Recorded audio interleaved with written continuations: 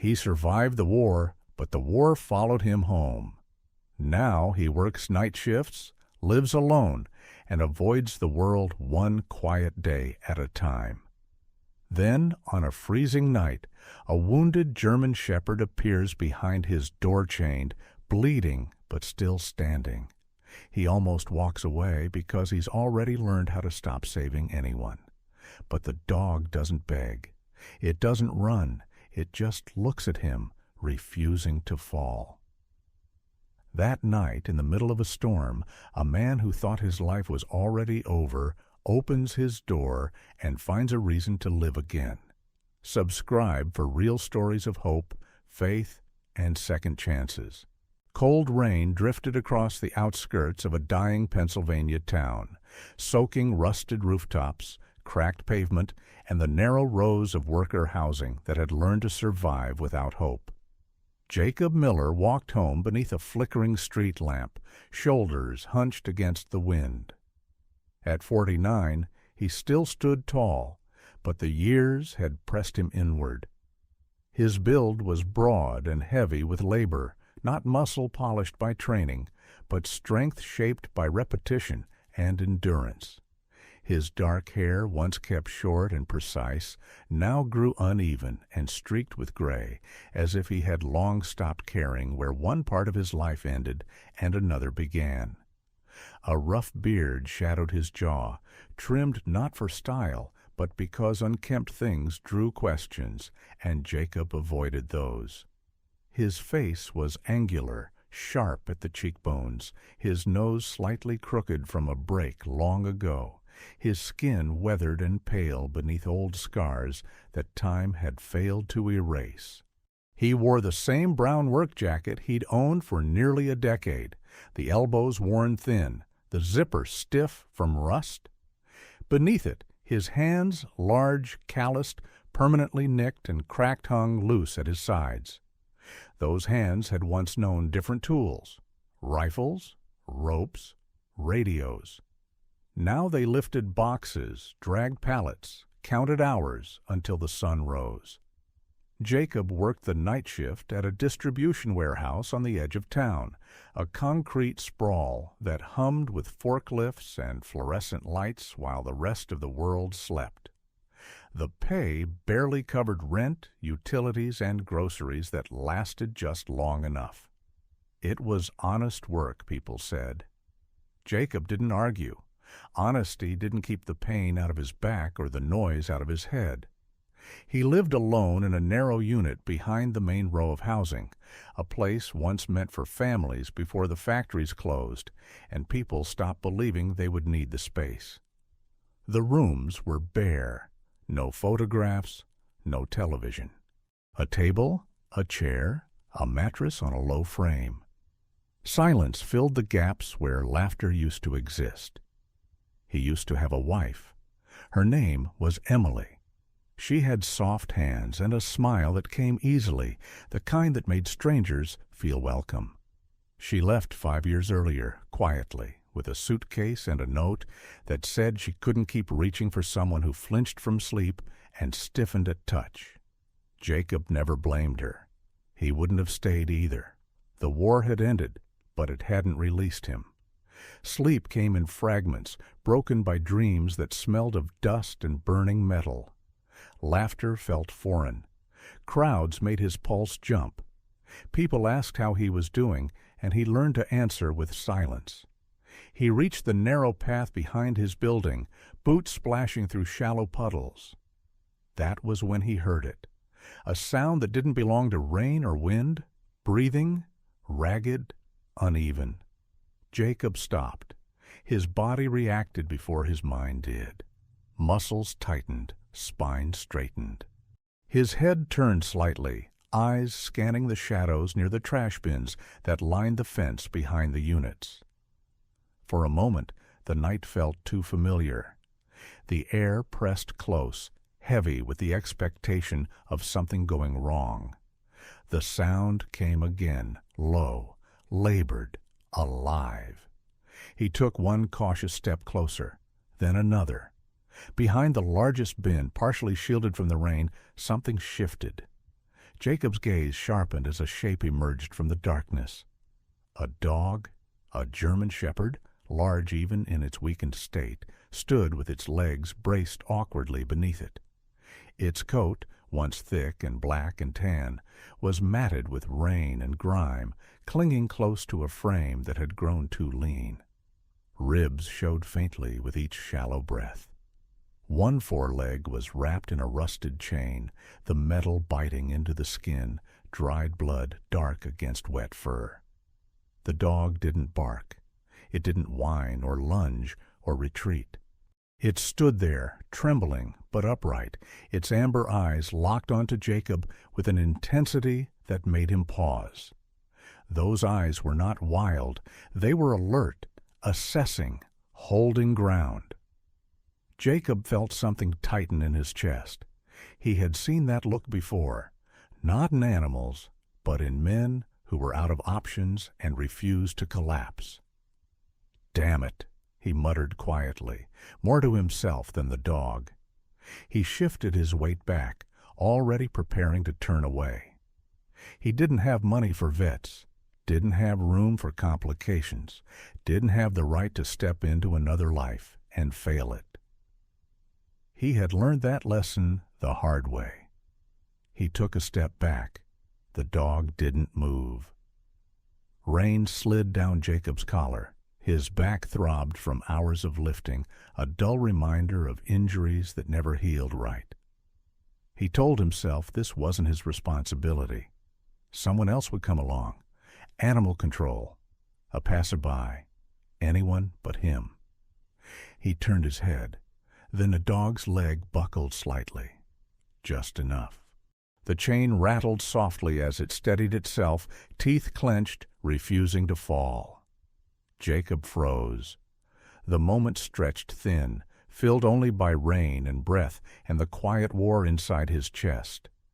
He remembered another night, years ago, when a man beside him had staggered under weight he refused to drop. Remembered telling him to stay upright, to keep moving, to not sit down. Jacob exhaled slowly through his nose. "Stubborn bastard," he murmured. The dog's ears flicked at the sound of his voice. He stepped forward again, slower this time, keeping his hands visible, movements deliberate. The dog's body tensed, muscles coiled beneath soaked fur, but it didn't growl. It watched him carefully, measuring distance, intent, threat. Up close, Jacob could see the age in it, not a puppy, not old, maybe 3 or 4 years. Prime strength worn down by neglect and injury. A survivor forced into endurance too soon. "Easy," Jacob said, his voice rough from disuse. He rarely spoke aloud anymore. Words felt strange in his mouth. The dog's breath fogged the air between them. Its eyes never left his. Jacob crouched just out of reach, the cold seeping through his jeans. He studied the chain, how it had twisted into the leg, how the skin beneath was swollen and raw. Whoever had tied it there hadn't bothered to check if it could move, or maybe they hadn't cared. Jacob's jaw tightened. He had learned to live without anger, to bury it beneath routine. But something about that chain about restraint left to rot scraped against something old and unhealed. "I can't," he said quietly, the words meant as a boundary. "I can't do this." The dog blinked once, still didn't move. Jacob straightened slowly, rain dripping from his jacket hem. He took a step back, then another. His boots turned toward his door, the narrow glow of his porch light cutting through the darkness. He stopped halfway there. The dog shifted its weight again, pain flashing briefly across its eyes before resolve settled back in. It remained standing, waiting. Jacob closed his eyes. He saw Emily's face, the tired sadness when she realized love wasn't enough to outrun ghosts. He saw the warehouse lights, endless and cold. He saw years stretching forward exactly the same as the ones behind him. He opened his eyes. The rain fell harder now, drumming against metal and concrete. Jacob turned back. He walked toward the dog again, slower, careful, his hand shaking just enough that he noticed. "All right," he said quietly, not making promises, not offering comfort, just acknowledging reality. "All right." The dog's ears lifted slightly. Jacob reached for the chain. The night held its breath. Jacob cut the chain with a borrowed bolt cutter he found behind the maintenance shed, the metal snapping with a sharp crack that made the dog flinch once and then steady itself. He worked slowly, hands firm but careful, murmuring nothing that sounded like a promise. When the last link fell away, the dog didn't bolt. It stood there, rain dripping from its muzzle, watching him as if waiting for the next instruction. Jacob shrugged out of his jacket and draped it over the dog's shoulders, surprised by how light the body felt beneath the wet fur, all bone and resolve. The walk back to the unit was short but heavy, Jacob's boots splashing through puddles while the dog limped beside him, favoring the injured leg, yet refusing to lean its weight on the man. Inside the narrow house, the cold pressed close. Jacob set the dog near the heater, fetched an old towel, and dried the fur until steam lifted faintly into the dim room. Up close, the dog's coat showed its true color. Again deep black along the spine, warm tan on the chest and legs. Its ears nicked slightly at the tips, its muzzle dusted with gray that suggested hard years rather than age. 3 or 4, Jacob guessed, old enough to know better, young enough to keep trying. He cleaned the wound with what little antiseptic he had, wrapped it loosely, and finally spoke the name aloud, as if testing whether it would hold. "Buddy?" The dog's ears twitched. It didn't wag. It simply lowered its head and breathed, a long exhale that sounded like the end of a long march. That night, Buddy did not bark. It did not explore. It chose a spot by the front door and sat back straight, eyes tracking every shadow that moved across the wall. Jacob lay on the mattress, boots off, clothes still on, staring at the ceiling where old water stains mapped out shapes he had memorized. Sleep came in fits, but when the dreams clawed at him, dust, shouting, the sudden drop of the world, there was a weight at his feet, a solid warmth that did not ask him to explain anything.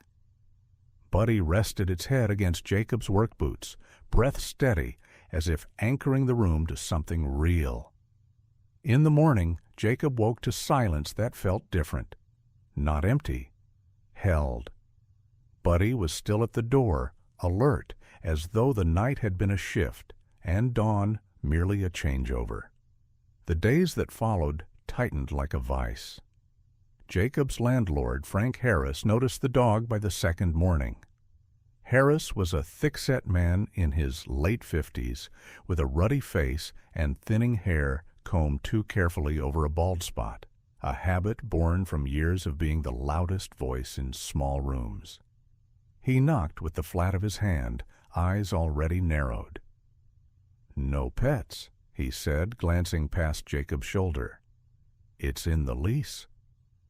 Jacob stood square in the doorway, shoulders filling the frame, voice level. "He won't cause trouble." Harris snorted. "They always do. You got a week." The door closed without ceremony. At the warehouse, the trouble came quieter.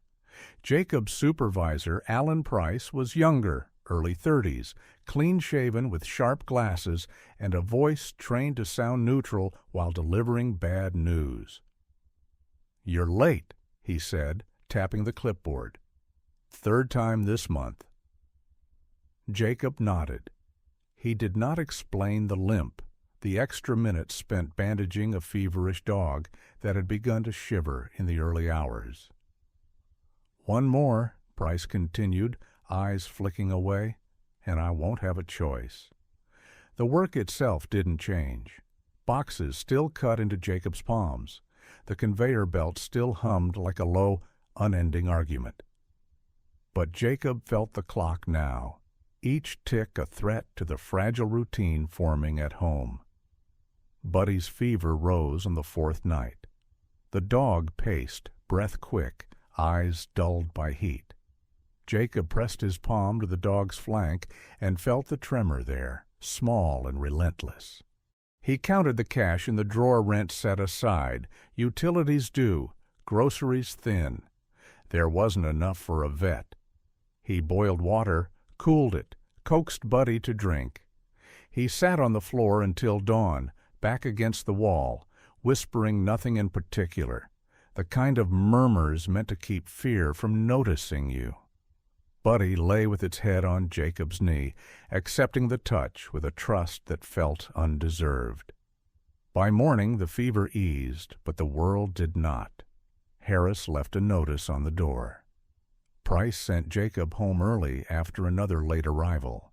Jacob stared at the paper and felt the familiar urge to step back, to simplify by subtraction, to choose the least complicated loss.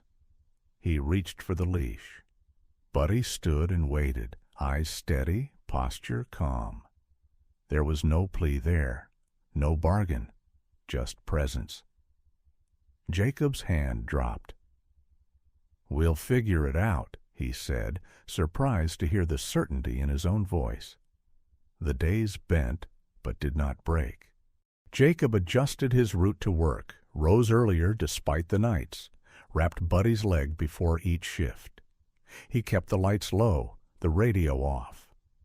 Buddy healed slowly, the limp easing, the fever gone. Each morning as Jacob laced his boots, Buddy stood by the door, head level with the knob, ready. Each night, Buddy took the same post, a quiet sentinel in a house that had learned to breathe again. Jacob noticed changes in himself he didn't fully trust. The way he spoke aloud now, short sentences, practical things. The way the silence no longer felt like punishment. When Harris came again, blustering and impatient, Buddy did not move from the doorway. The dog's presence was not aggressive, just immovable. Harris cleared his throat, mumbled about inspections, and left. At work, Jacob made it on time 3 nights in a row. Price nodded once, the closest thing to approval he ever offered. The money stayed tight. The future stayed uncertain. But when the nightmares came, and they still came. Jacob reached the floor before he reached the past. Buddy was there, breathing, real. For the first time in years, Jacob slept through the morning light. When he woke, Buddy was still at the door, waiting, as if the world outside could do its worst, and the threshold would hold. Jacob understood then that guarding wasn't always loud. Sometimes it was simply staying. Snow arrived without ceremony, thick flakes driven sideways by a wind that scoured the streets clean of sound. By early evening, the power failed across the worker housing, the street lamps winking out one by one until the town retreated into a dim, restless dark. At the warehouse, the loading bays rattled and groaned as crews rushed to move what they could before the roads closed. Jacob Miller was halfway through a double shift when the pain returned, sharp, bright, and unmistakable, shooting through his right shoulder as a pallet shifted wrong. He felt the old injury give, a familiar tearing sensation that carried memory with it, and the world tilted. He went down hard on one knee, breath leaving him in a hiss. Alan Price's voice cut through the clamor, tight with urgency rather than reprimand this time, and 2 men helped Jacob to his feet. Someone wrapped his shoulder in a brace from the first aid kit, the elastic biting down, and Price drove him home in silence through streets already swallowing snow. Jacob leaned his head against the window, jaw set, the ache blooming into a steady throb that made his vision blur. At his door, Buddy was waiting, posture rigid, ears forward, eyes reflecting the pale glow of headlights like twin embers. The dog's coat had grown thicker in the weeks since the chain came off, the black along his back glossy now, the tan on his legs warm and alive. He circled Jacob once, sniffed the brace, then pressed his body against the man's thigh as if to hold him upright. Inside, the house was colder than usual, the heater dead. Jacob sank into the chair, breath shallow, fatigue pressing down until his thoughts slowed. He swallowed painkillers sparingly, wrapped himself in a blanket, and let the dark settle. Outside, the wind rose to a howl, rattling loose siding and carrying with it a sense of pressure, the kind that made the past feel close. He must have slept, because the next thing he knew, Buddy was nudging his knee insistently, nails clicking on the floor. The dog's body was taut, angled toward the door, head low, ears swiveling. Jacob followed the line of his gaze and heard it. Then a faint, distant cry, almost lost beneath the wind. Not animal. Human. Jacob stood, the room spinning, and Buddy was already at the door, teeth catching the hem of his jacket, pulling once, firm and urgent. No, Jacob said automatically, the word a reflex. The storm was brutal. His shoulders screamed when he lifted his arm. The roads were closed. He could call someone, he told himself, though the phone had no signal, and the landline was dead. He tried to sit again. Buddy did not release the jacket. He stepped back instead, braced, and looked up at Jacob with a look that was not fear or command, but certainty. The cry came again, closer now, or perhaps the wind had shifted. Jacob's mind filled with other nights, other choices, the ones that followed him into sleep. He remembered turning away when he shouldn't have, telling himself someone else would handle it. He closed his eyes, counted his breath, and felt the weight of the moment settle. When he opened them, he nodded once. "All right," he said, the word a decision. They stepped into the storm together. Snow slapped Jacob's face raw, instantly soaking his hair and collar. Buddy took point, head low, moving with a confidence born of work rather than speed, choosing a path between drifts and debris. They cut across the lot toward the old freight shed by the tracks, a long, sagging structure of corrugated metal that had been abandoned years earlier. The wind carried voices now, muffled and frantic. As they reached the side door, Jacob smelled smoke and damp cardboard. Inside, the shed was a chaos of shadows and cold. A family huddled near a barrel fire that had gone out, their breath fogging the air. The father was a thin man in his early 30s, with a narrow face and a beard grown wild from neglect, eyes hollowed by exhaustion. He stood protectively in front of a woman wrapped in layers of scavenged coats, her dark hair plastered to her cheeks, her skin pale beneath the grime. At her feet lay a child, small and terrifyingly still, lips tinged blue. The mother's hands shook as she pressed them to the child's chest, whispering a name over and over, her voice cracking. Jacob dropped to his knees without thinking, shrugging off his jacket and wrapping it around the child's torso. He placed his palm against the small rib cage and felt a flutter there, faint but present. Hypothermia, he thought, the word clean and clinical, a place to put the fear. "We need to move," he said, his voice steady despite the pain. "Now." The father hesitated, eyes darting to the roof as a gust tore loose a sheet of metal with a shriek. Buddy barked once sharp, commanding, and the man flinched, then nodded. Jacob scooped the child into his arms, cradling the head against his chest, turning his body to shield the small form from the wind. Buddy led them back out, choosing the lee side of the building as another groan rolled through the structure. They made it halfway across the lot when the roof gave way behind them with a sound like a gunshot, metal folding inward as snow poured down. Jacob stumbled, his shoulder flaring white-hot, and went to one knee. Buddy was instantly there, bracing against Jacob's thigh, lending his weight until the man stood again. They pushed on, step by step, the world reduced to breath and motion. At the house, Jacob ushered them inside, blocking the door with a chair. The room filled with steam as snow melted from coats and fur. He laid the child on the floor near the dead heater, wrapped in blankets, skin to skin where he could, rubbing the small arms and legs until color returned in patches. The mother knelt beside him, tears cutting clean lines through dirt, whispering thanks she did not yet believe. The father stood watch by the window, jaw clenched, while Buddy took up position at the door, body angled, ears pricked, as if the storm itself might try to come through. By the time the wind eased, the child's breathing had deepened, a soft whimper replacing the silence. Jacob slumped back against the wall, shoulder aflame, chest tight with relief and something else he hadn't named in years.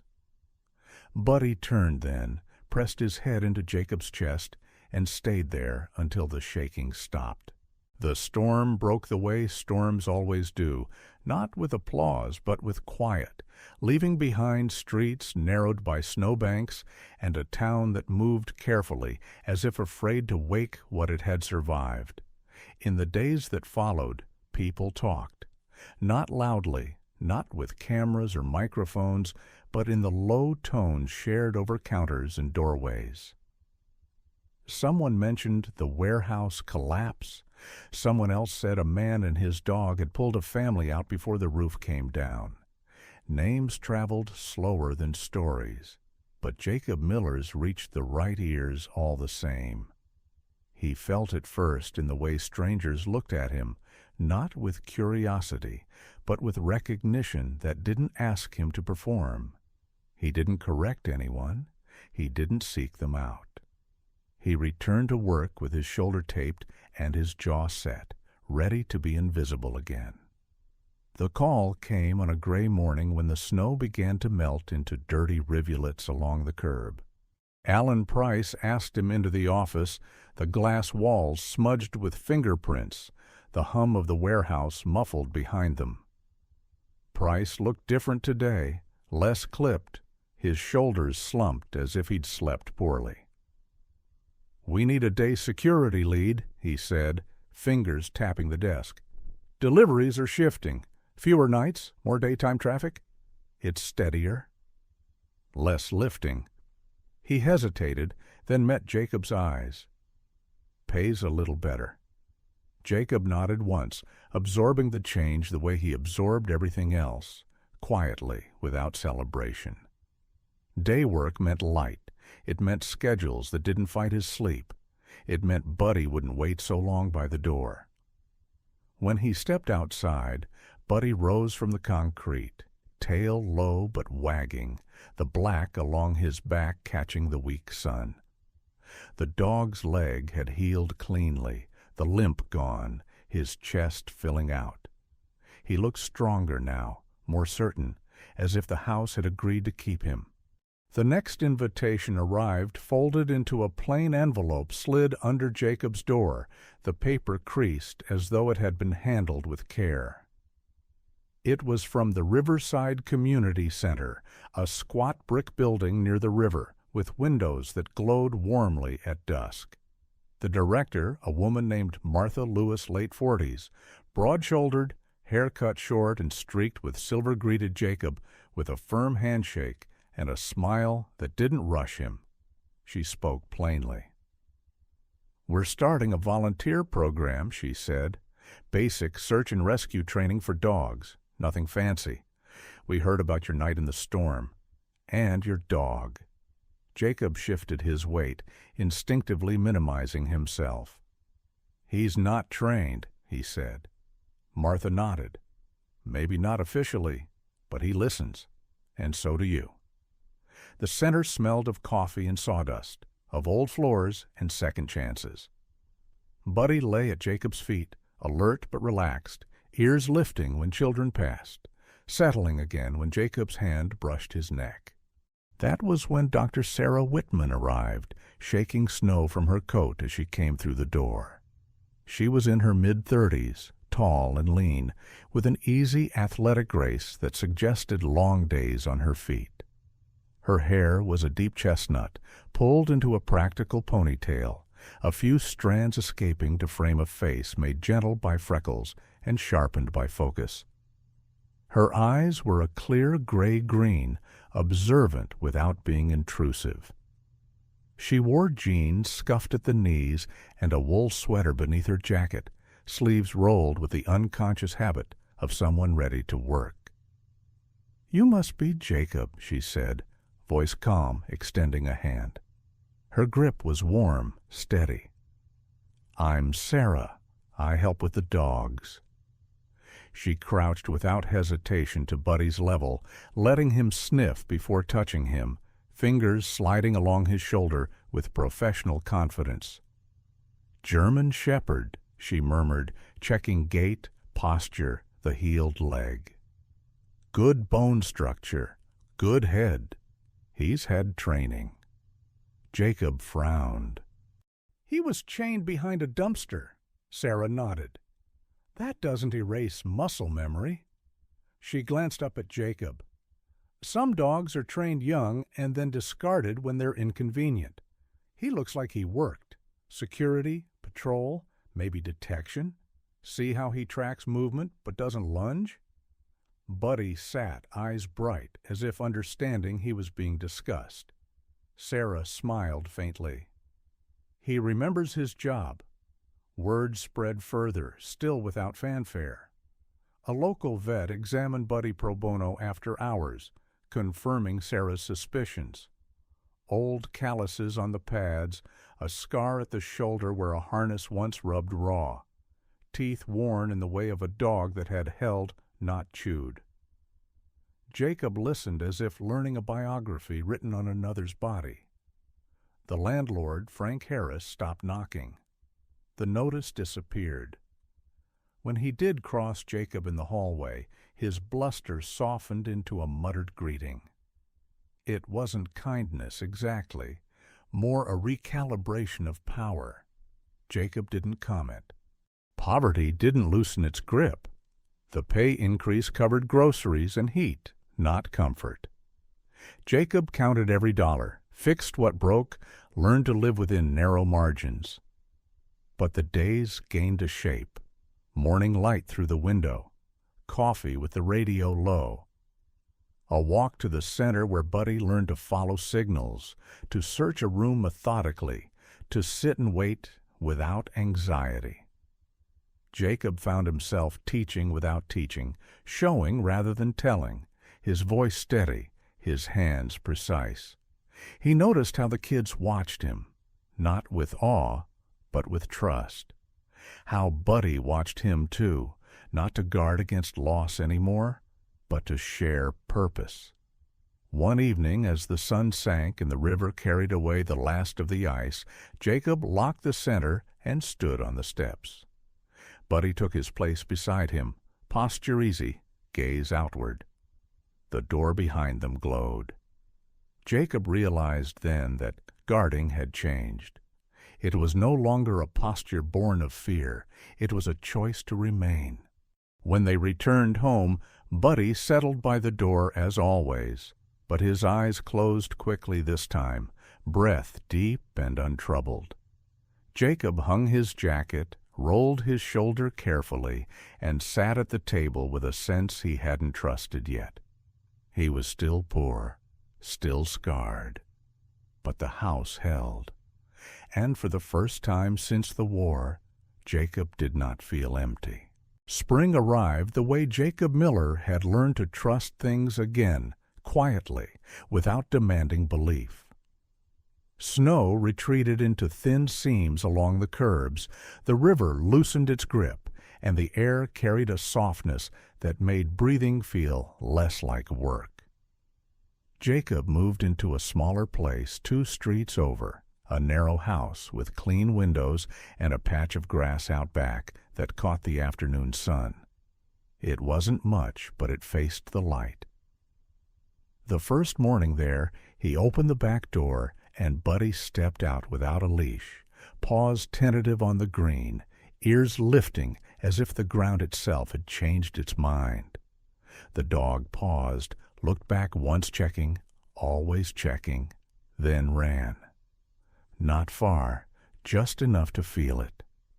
Buddy's black and tan coat shone now, muscle clean beneath it, tail carving a wide arc as he cut the yard in a half circle and returned, breath quick, eyes bright.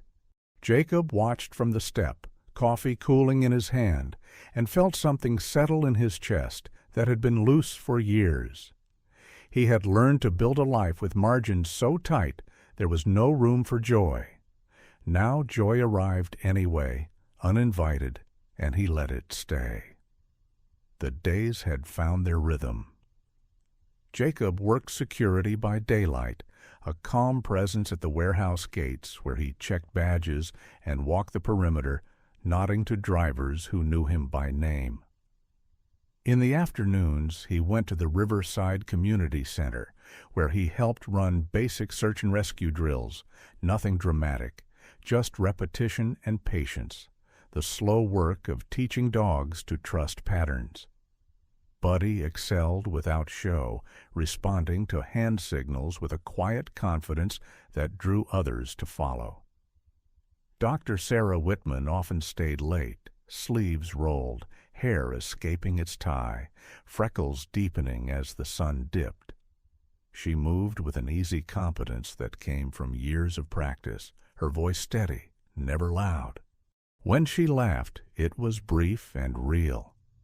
They talked between tasks about small things, coffee brands, the way weather changes the river, and sometimes about the larger ones, carefully, without pressure. Sarah had lost her father young, a carpenter who taught her to measure twice and breathe once. Jacob listened, understanding how a single absence could shape a life. There was no rush to define anything. It was enough to stand in the same light and not look away. On a Saturday morning, Jacob carried a plank of reclaimed pine to the workbench in the garage. He measured, marked, and carved slowly, the blade of his pocket knife moving with deliberate care. When he finished, the letters were uneven but honest. He mounted the sign beside the front door, stepping back to read it in the slanted sun. This door was once closed. It's open to anyone who needs it. He didn't mean crowds or chaos. He meant choice. He meant the courage to remain. Buddy sat at his heel, head tilted, approving in the way dogs are when they sense the end of a task. Neighbors noticed, not all at once and not loudly. Mrs. Alvarez from next door, a small woman with silver hair and a gardener's patience, brought a loaf of bread wrapped in a towel. A teenager down the block asked if Buddy could help train his skittish shepherd mix. Jacob said yes and showed him how to wait. On warm evenings, the yard filled with the sound of crickets and distant traffic, and Jacob sat with Buddy at his side, the dog's weight familiar against his leg. They watched the day give way without bracing for night. There were still hard moments.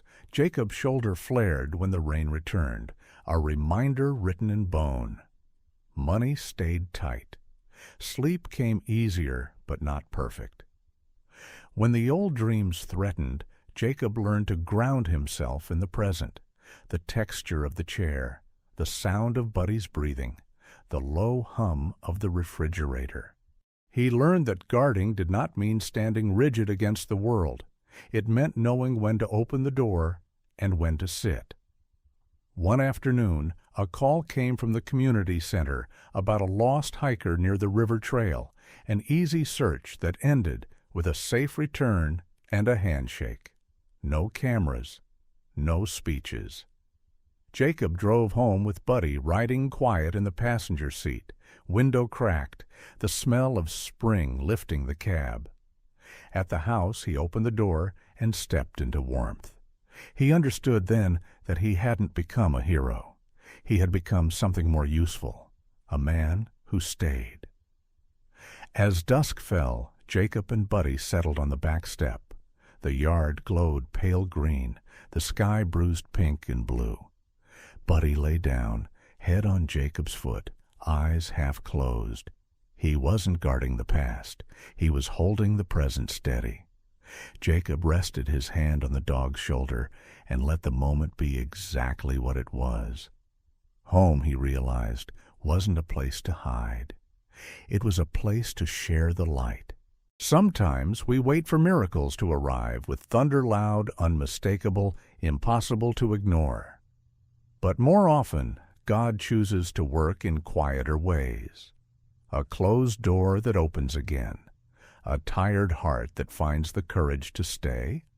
A loyal companion placed in our path at the exact moment we need to be reminded how to love. Jacob didn't find peace by escaping his pain. He found it by opening his door first to a dog, then to life, and finally to hope. And maybe that is how God meets us too. Not with grand signs, but with small mercies that ask us to take one step forward instead of turning away.